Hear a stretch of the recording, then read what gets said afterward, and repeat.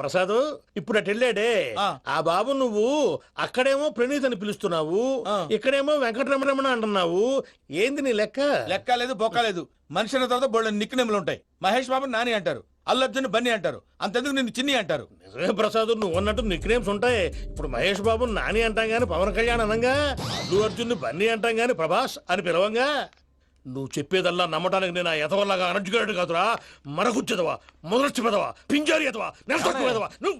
ఆయన అలా బండబూతులు తిడతా ఉంటే భక్తి పాటలు ఏంటంటే అలా అవుతానంటే. ఆయన తిట్టేది నన్ను కాదు, ఆయనకి ఎవరి మీద కోపం వస్తే వాళ్ళ నాలో చూసుకుని ఇలా నోటుతో తీర్చుకుంటాడు. ఓహో, ఇదొకటి ఉందన్నమాట. అచ్చోసిన అంబుధులో పెరిగా బుర్ర పెరగలేదంటరా, బుర్ర తొక్కువేదవా, సన్నాసేదవా. నవ్వుతావేంటరా? నేను తిట్టేదా ప్రసాద్ గాని కాదు, నేనేరా.